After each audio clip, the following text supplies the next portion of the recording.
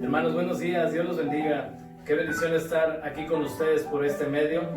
Yo le voy a pedir que bendiga a la persona que tiene ahí a un lado, salúdelo, sonríale. Es un hijo de Dios y Dios le ama. Vamos a iniciar este tiempo de alabanza y adoración a nuestro Dios. Le voy a pedir que hagamos una oración para iniciar. Señor, te damos gracias por la bendición que tenemos de estar en este lugar. En el nombre de Jesús, ponemos este tiempo en tus manos como parte de nuestro culto a ti, Señor. En el nombre de Jesús, bendice este tiempo y danos la facilidad para alabarte y para adorarte. Quita todo impedimento, toda idea, todo obstáculo, Señor, y ayúdanos a adorarte con todo nuestro corazón, Señor. Tú eres bueno, a ti sea la gloria y la honra por siempre, en el nombre de Jesús. Amén y amén. Amén. Y en este día vamos a leer una porción de la Escritura. Mientras usted la prepara, vamos a leer Salmos 18, vamos a leer el versículo 46, Salmos 18, 46, usted búsquela, busque ahí en su Biblia y en su teléfono donde usted la pueda tener más fácil. Y mientras usted inicia en esta cita, precisamente Dios hablaba a mi corazón que es importante el tiempo de comunión íntima con Él. En esta serie que estamos viendo, Abba Padre, Dios nos está desafiando a tener una relación más allá de poder simplemente orar. Él quiere ser realmente nuestro amigo y Él quiere ser nuestro Padre. Y es importante que nosotros podamos entender que ese es el propósito por el cual hemos sido llamados.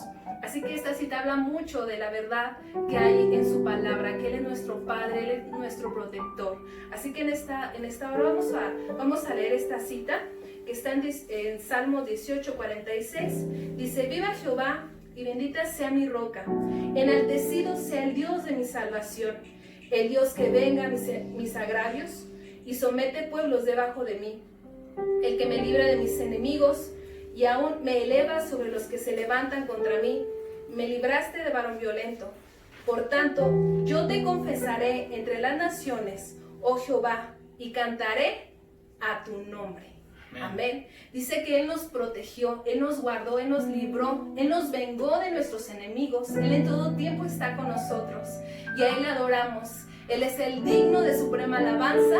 Así que en esta hora, con esa misma actitud y con esa seguridad de que Dios es nuestro Padre, Dios es nuestro protector, Dios es nuestro escudo, nuestra fuerza, vamos a alabarle y vamos a glorificarle con todo nuestro corazón. Amén. Acompáñeme con sus palmas y en esta hora vamos a exaltar el nombre de Cristo.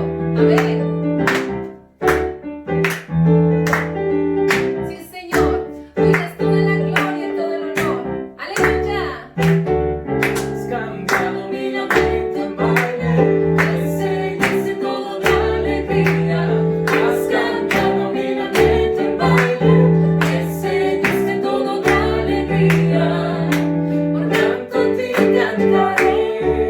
Gloria mía,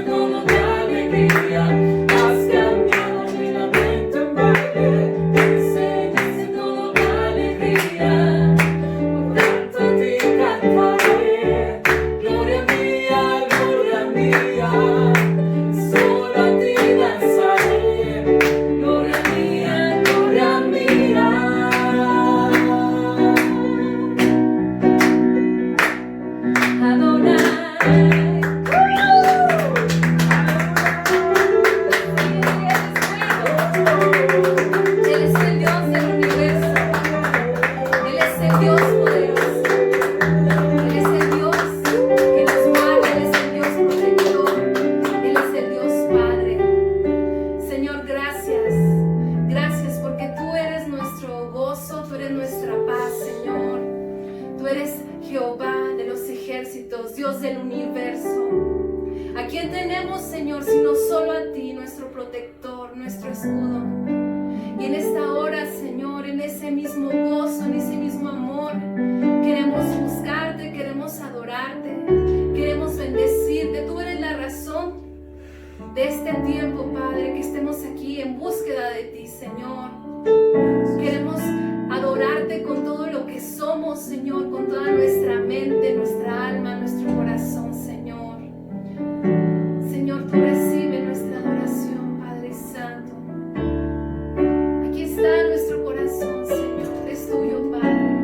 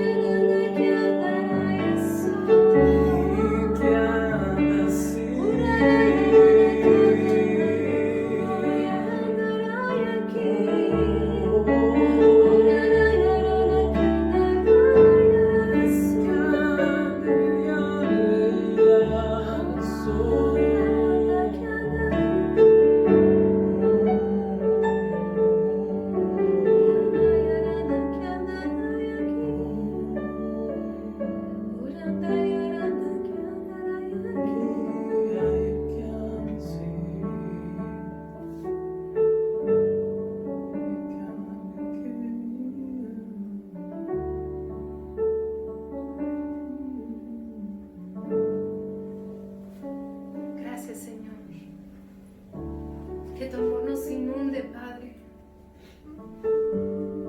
Que tu amor cubra, Señor, todo nuestro ser, Señor.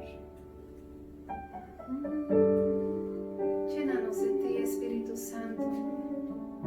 Es hermosa tu presencia, Señor. Eres tan glorioso, eres tan hermoso, Padre. Eres nuestro Padre eterno. Tú eres nuestro Dios que adoramos en este día, Padre.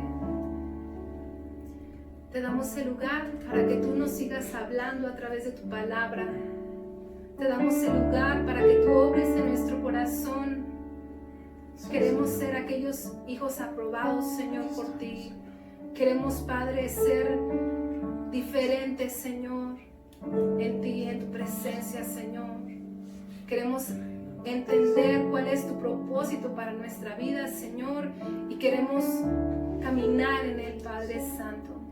Damos el lugar, Señor, te damos a ti la gloria y te pedimos que tú seas, Señor, en este momento en nuestro corazón, en nuestra vida, Señor. Te entregamos todo lo que somos, Padre, y te damos gracias. Gracias, Jesús. Gracias por tu hermosa presencia. Recibe la gloria y toda la honra. Amén.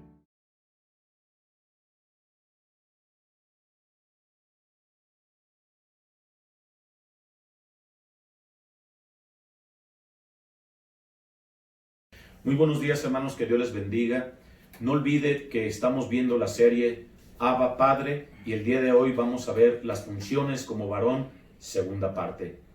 Quiero invitarle a que abra su Biblia, por favor, ahí en el Evangelio según San Juan, en el capítulo 1, a partir del verso 12. Vamos a leer el verso 12 y el verso 13, para que lo tenga ahí presente. Queremos darle lectura y que usted pueda verse bendecido con esta parte de la Escritura. San Juan capítulo 1, verso 12 dice: mas a todos los que le recibieron, a los que creen en su nombre, les dio potestad de ser hechos hijos de Dios, los cuales no son engendrados de sangre, ni de voluntad de carne, ni de voluntad de varón, sino de Dios. Cuando hablamos de esta porción de la Escritura, dice que es la expresión más grande de amor que el Padre pudo haber enviado a la tierra, el sacrificio de su Hijo Jesucristo. Y vamos a ver también la otra parte que habla de la paternidad de Dios. La paternidad de Dios se extiende para alcanzar a todos los creyentes sin distinción de ninguna clase. Hombres y mujeres que le han aceptado como Salvador, como soberano y han sido adoptados como hijos de Dios. Dios entra en una relación filial como todo creyente. Cuando recibimos a Cristo, pasamos a formar parte de la familia de Dios en calidad de hijos de Dios. En el Antiguo Testamento contiene apenas 15 referencias acerca de Dios Padre, esencialmente en forma colectiva, mayormente como el Padre del pueblo judío. En el Antiguo Testamento, con la aparición del Hijo Jesucristo, Dios se revela como un Padre personal. Dios no solo es el Padre de todos, tal como lo expresa Efesios capítulo 4, verso 6, un Dios y Padre de todos, el cual es sobre todos y en todos y por todos, sino que es mi Padre en forma individual y personal. Quiere decir que yo puedo tener acceso directo al Padre sin ningún intermediario, siempre y cuando esté haciéndolo de una manera correcta. Dice la palabra que Él siempre está presto para poder recibir nuestra vida. Entonces, ¿qué significa la palabra Padre en el Nuevo Testamento? Padre significa pater, ¿sí? Que es padre y se traduce del griego que significa nutridor, protector, pero sobre todo sustentador. Esta palabra se utiliza de Dios en relación con aquellas que han nacido de nuevo en virtud de su fe en Cristo. Es decir, que han sido adoptados como hijos por Dios Padre por medio de Jesucristo. Cuando hablamos de la expresión Abba Padre, todo me ha sido entregado por mi Padre, dice la Escritura, y nadie conoce bien al Hijo sino el Padre, ni el Padre conoce bien al Hijo sino el que lo quiera revelar. Así lo dice Mateo capítulo 11, verso 27. Jesús usa más de 100 veces esa palabra en el Nuevo Testamento. Abba era la palabra familiar que los niños judíos empleaban para dirigirse a sus padres. Más o menos corresponde a papito en castellano, para que usted pueda ver la connotación de la cercanía que hay acerca de Abba Padre, cómo nosotros podemos llamarle a él Abba Padre y le estamos haciendo referencia cariñosamente a papito, ¿verdad? Cuando lo necesitamos. Es decir, antes de Jesús, nadie había osado llamar a Dios mi Padre. Jesús es el primero que se ha atrevido a dirigirse a Dios con el vocablo infantil y rebosante de confianza, Abba Padre. Quiere decir papá, papito. Jesús se dirige a Dios como un niño se dirige a su padre. Esa es la libertad que nosotros tenemos, que podemos dirigirnos a Él como si fuésemos unos pequeños y Él fuese nuestro papito. Esta palabra comporta familiaridad, pero sobre todo también confianza.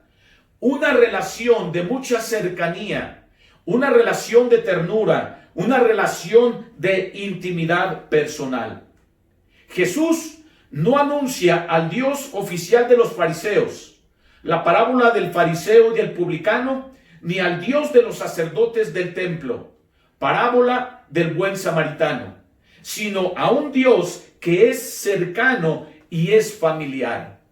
Realmente nosotros tenemos esa convicción de que tenemos esa cercanía, de que tenemos esa libertad para con Él. No es alguien que está como alguien inalcanzable, como alguien a quien no podemos acudir, como alguien que puede estar tan ocupado que no nos pueda atender. Yo creo que aquí denota la confianza que los niños tienen a acercarse a su verdadero Padre. El Dios que busca al pecador hasta dar con él. Ese Padre cercano, ese Padre amoroso, ese Padre familiar y personal, es el Padre que Jesús quiere revelarnos, pero sobre todo dárnoslo a conocer en el día a día.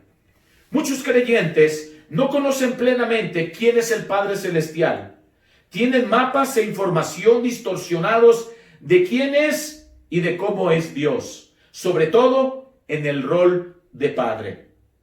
Hay una imagen distorsionada de la paternidad de Dios. Algunos conciben a Dios como un Padre lejano que habita arriba allá en los cielos, inalcanzable, o como un viejito gruñón que nada más está ahí para podernos disciplinar, o como un juez duro que juzga todo lo que hacemos. Pero fundamentalmente, Dios es nuestro Padre amoroso, bondadoso y muy cercano a nosotros, totalmente distinto a como lo puede ver el mundo o a como lo pueden ver algunas personas. El problema de la imagen distorsionada de Dios nace de dos fuentes: de la religión del hombre, que se convierte en juez con mucha formalidad. La religión nos ha mostrado a un Dios al estilo como lo entendían los fariseos. Otro punto importante es la experiencia familiar. Para que un niño pueda comprender lo que significa la palabra Padre, Dios le ha dado un Padre terrenal.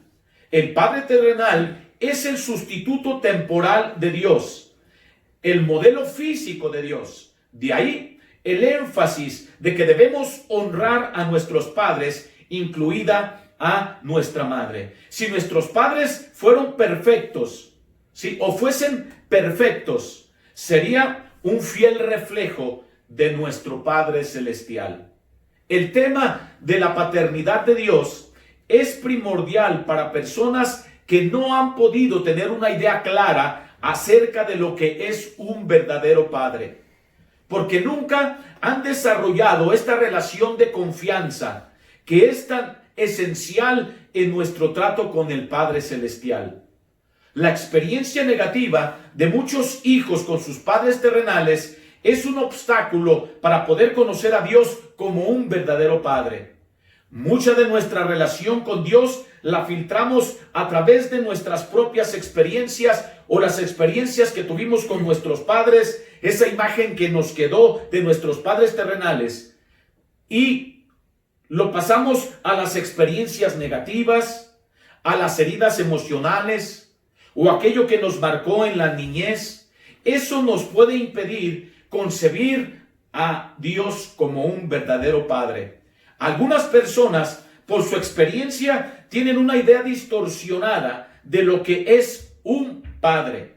Juzgan a Dios por el filtro de sus padres terrenales. Y no es así.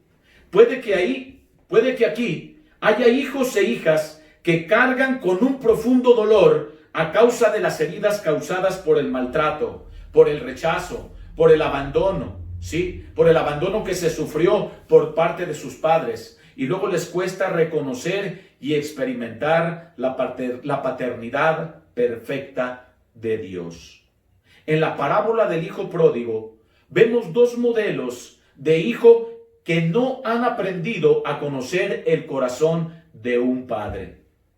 La parábola del hijo pródigo, ahí en Lucas capítulo 15, versos del 11 al 32, dice ahí el verso 11, también dijo, un hombre tenía 2 hijos, y el menor de ellos dijo a su padre, Padre, dame la parte de los bienes que me corresponde, y les repartió los bienes. No muchos días después, juntándolo todo, el hijo menor se fue lejos a una provincia apartada y ahí desperdició sus bienes viviendo perdidamente. Y dice la escritura, y cuando todo lo hubo malgastado, vino una gran hambre en aquella provincia y comenzó a faltarle. Y fue y se arrimó a uno de los ciudadanos de aquella tierra, el cual le envió a su hacienda para que apacentase cerdos. Pero nadie le daba. Y hay algo poderoso en el verso 17, dice, y volviendo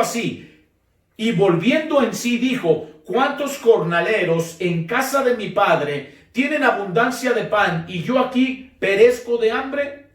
Me levantaré e iré a mi padre y le diré, Padre, he pecado contra el cielo y contra ti y no soy digno de ser llamado tu hijo. Hazme como uno de tus jornaleros. Y levantándose vino a su padre, y cuando aún estaba lejos, lo vio su padre y fue movido a misericordia, y corrió y se echó sobre su cuello y le besó.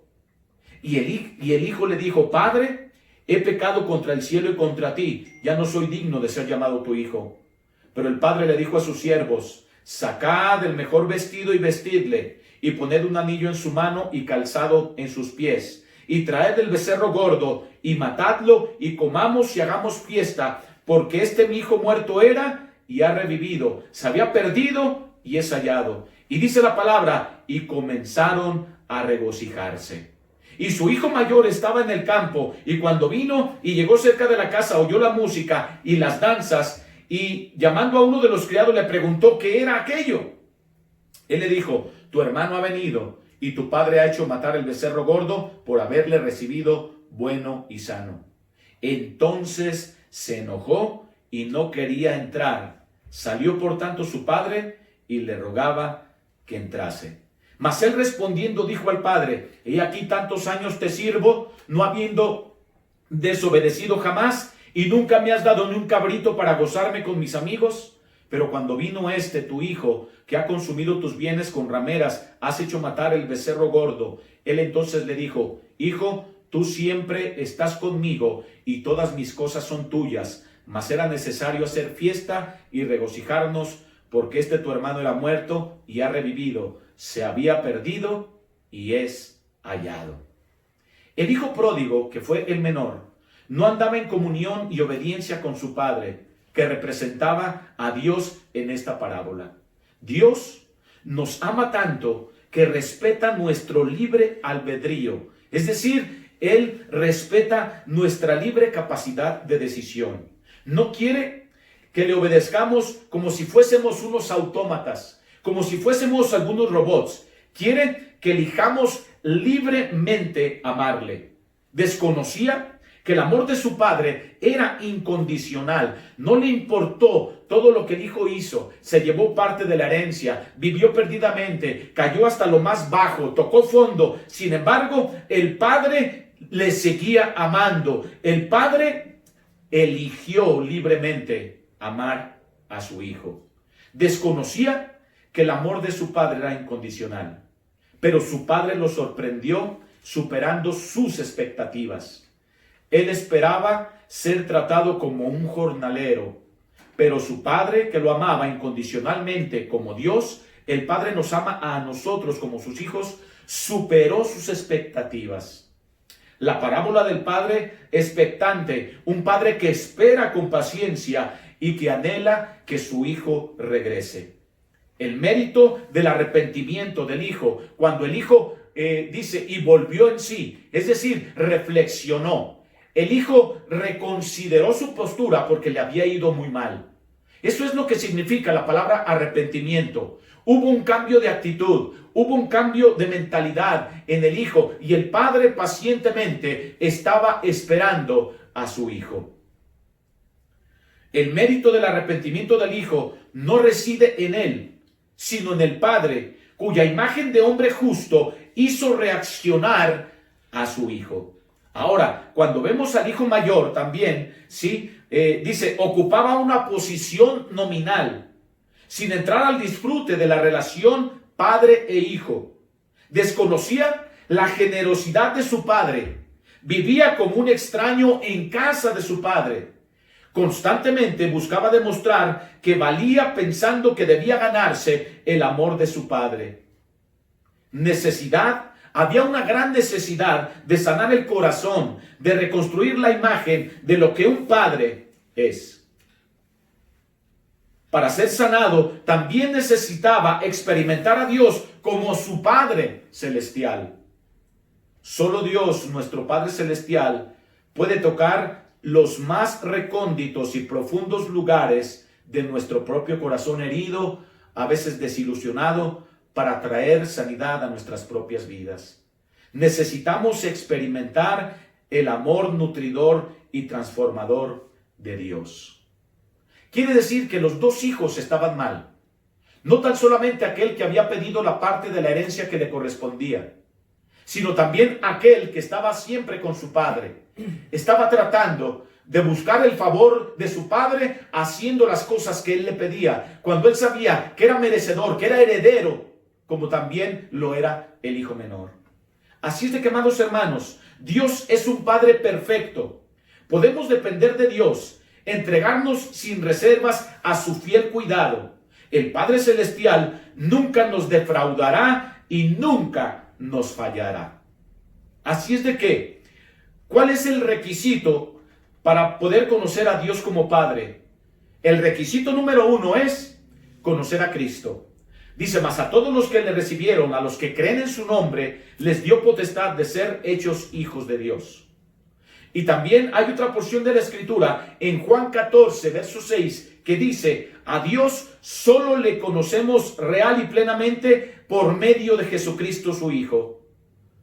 Hay otra porción de la Escritura ahí en Juan 1:18 que dice, a Dios nadie le ha visto jamás. El Hijo único que está en el seno del Padre es quien nos lo ha dado a conocer. Quiere decir que Jesús es el que revela al Padre. Jesús es el revelador pleno de la paternidad de Dios. El núcleo central del mensaje de Jesús consiste en la revelación del Padre. Como creyentes somos hijos en el Hijo. Conocemos a Dios como Padre porque Jesús nos lo reveló y en virtud de la obra redentora de Jesús. Nuestra filiación divina nos viene por parte del Hijo. Esta filiación es una participación o vínculo que Jesús, el Hijo, tiene con Dios Padre.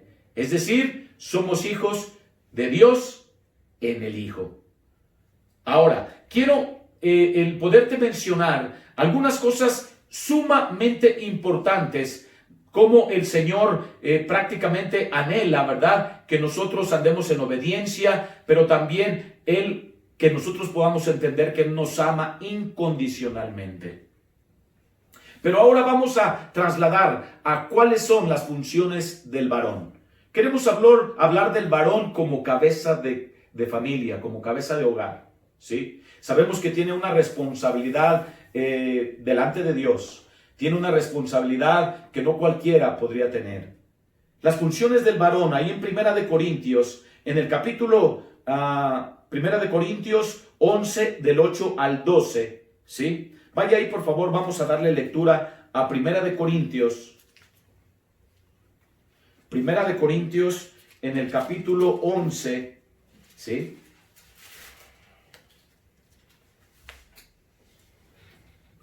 Ya lo tenemos por ahí, Primera de Corintios, capítulo 11, versos del 8 al 12. Dice la palabra del Señor: porque el varón no procede de la mujer, sino la mujer del varón. Y tampoco el varón fue creado por causa de la mujer, sino la mujer por causa del varón. Por lo cual, la mujer debe tener señal de autoridad sobre su cabeza por causa de los ángeles. Pero en el Señor, ni el varón es sin la mujer, ni la mujer es sin el varón. Porque así como la mujer procede del varón, también el varón nace de la mujer. Pero todo, absolutamente todo, procede de parte de Dios.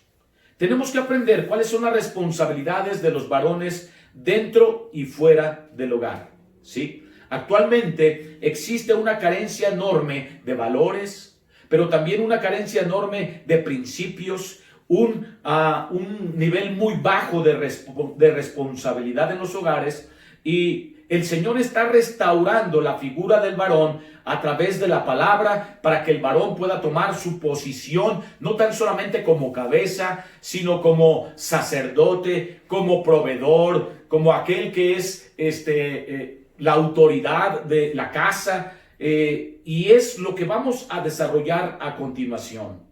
El varón debe de proveer. Ahí en 1 Corintios 11:3 dice: pero quiero que sepáis que Cristo es la cabeza de todo varón, y el varón es la cabeza de la mujer, y Dios es la cabeza de Cristo. No solo debe de proveer, sino también debe de cuidar a la familia. ¿Por qué? Porque es su llamado. No está mal que la mujer trabaje si el varón así lo considera, si así en un momento determinado han llegado a un acuerdo, porque no olvide que Dios bendice los acuerdos. Si el varón está de acuerdo que su mujer trabaje, bueno, para poderlo apoyar hasta cierto punto, y cuando él decida o determinen entre los dos el que ella pueda dejar de laborar, también es correcto. Pero si los dos se ponen de acuerdo, no hay absolutamente ningún problema. O sea que no está mal que la mujer trabaje y apoye en la economía familiar. Pero no debe el varón tirarse a la cama, ¿verdad?, mientras su mujer está trabajando. El varón debe sentir la carga económica. Lo dice la Escritura, que el que no provee para los suyos es peor que un incrédulo. Es decir, estamos viendo el punto que tiene que ver con el padre como proveedor, ¿sí? El varón debe sentir la gran responsabilidad que se tiene en lo económico, ¿sí? Y no tan solamente el hecho de sentir la carga, sino ser una fuente de provisión para poder cubrir lo elemental, para poder cubrir lo necesario. El poder tener un lugar donde dormir, el poder tener que vestir, el poder tener que comer, el poder tener un techo donde vivir. Es muy importante que el varón tenga su enfoque en poder tener todas estas cosas para que pueda haber paz, para que pueda haber tranquilidad, para que pueda haber protección por parte del varón. Otro punto importante es no tan solamente que el varón tiene que ser proveedor, sino que también debe de proteger. En Efesios capítulo 5, vamos ahí a Efesios capítulo 5, vamos a darle lectura rápidamente. Efesios 5:25.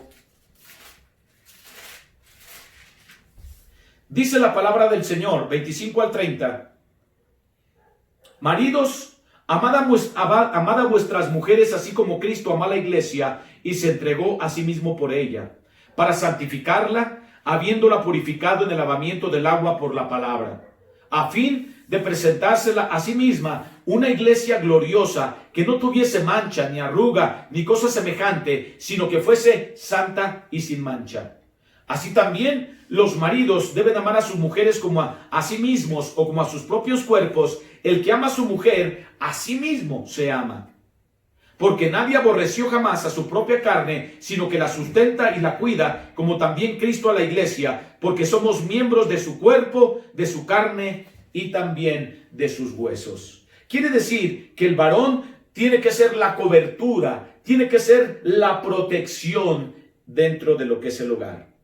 La palabra proteger es dar la vida por otro. No debe el varón descuidar a su familia. La protección comienza desde casa, en cómo tratamos a nuestra familia. Un ejemplo de protección dentro de nuestra cultura es cuando la pareja camina en la calle y él decide quedarse al lado de la calle para que ella ocupe el lado de la pared. Ahí estamos brindando cierta protección a la mujer. Cuando la mujer se ve en un peligro, pues es obvio que el varón tiene que salir a poder poner esa función en práctica como el que viene y protege a su familia, a su esposa. Y el punto número 3 habla de que el varón debe dar prioridad. En Efesios capítulo 5, verso 31, dice: Si pues coméis o bebéis o hacéis otra cosa, hacedlo todo para la gloria de Dios. Es decir, nosotros tenemos que entender cuáles son las prioridades dentro de nuestra familia. El varón dejará a sus padres en el área geográfica, en el área emocional, pero sobre todo también en el área espiritual y económica. Habla de cierta independencia, ¿sí? Por eso dejará el hombre a padre y a madre, se unirá a su mujer y los dos serán una sola carne. Quiere decir que no tan solamente va a haber independencia en el sentido físico, sino, escucha, en el sentido geográfico, en el sentido emocional, en el sentido espiritual y en el sentido económico. ¿Sí? Debe el hombre darle lugar a su esposa antes que a sus propios hijos. La familia se compone de la esposa y los hijos y debe ser prioridad en el corazón del varón antes que el trabajo, antes que los amigos, ser prioridad en el corazón del varón antes que nada.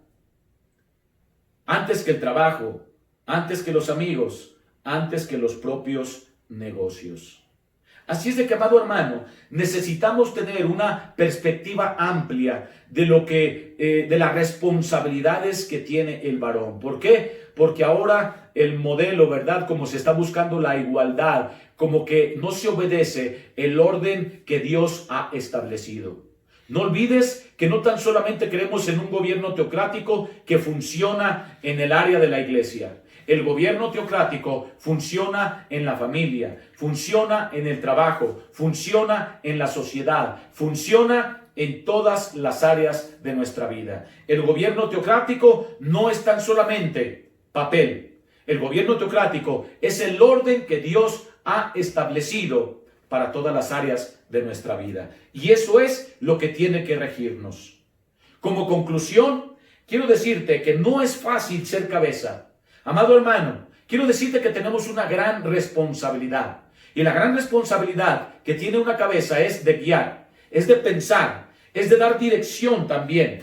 Pero cuando lo hacemos, ¿verdad? Lo tenemos que hacer bajo la dirección y bajo la guianza del Espíritu Santo, que es el administrador de la iglesia. Así es de que, amada hermana, deja que tu esposo tome la autoridad que le compete, la autoridad que Jesús, la autoridad que el Padre le ha dado. ¿Sí? Y tú, mujer, vive bajo la autoridad de tu esposo. Yo creo que Es una bendición también el hecho de que podamos entender nuestro rol dentro de la familia y que tú estés bajo la protección, bajo la cobertura de la cabeza del hogar que el Señor ha trazado.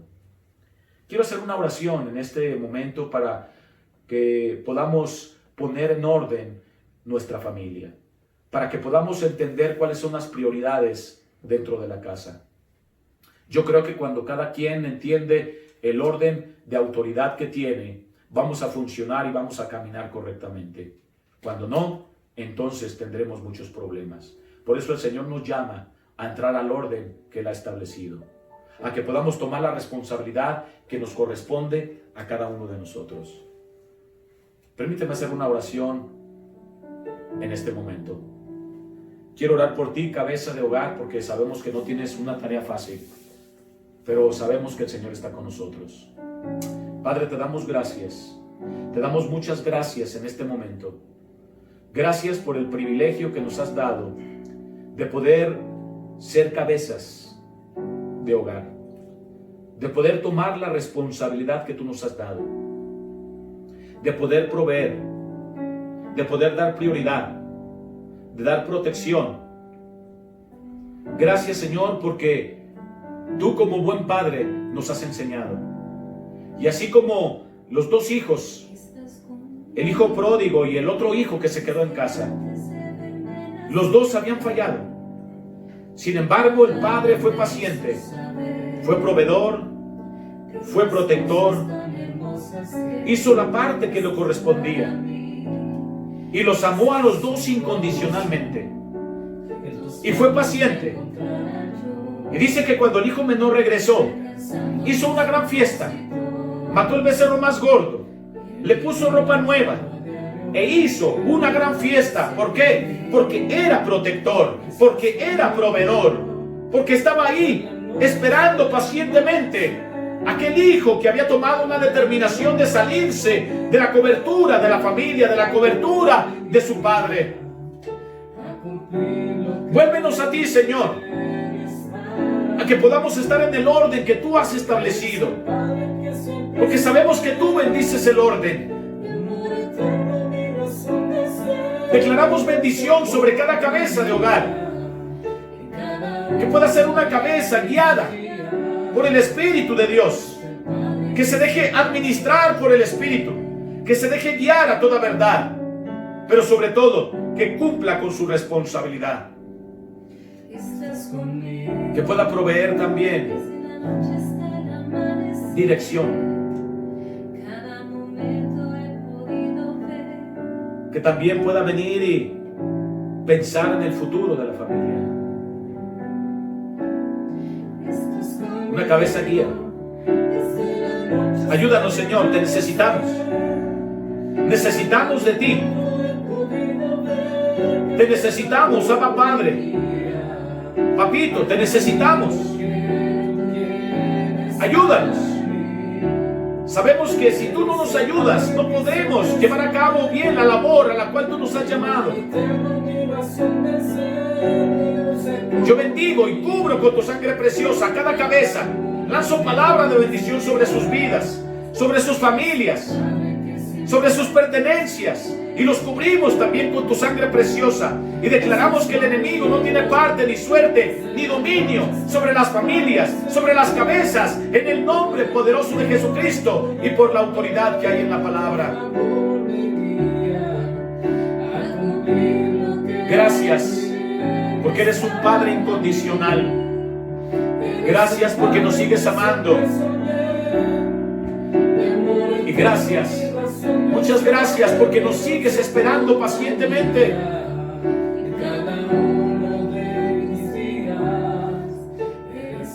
Declaramos cabezas de hogar administradas por el Espíritu Santo de Dios.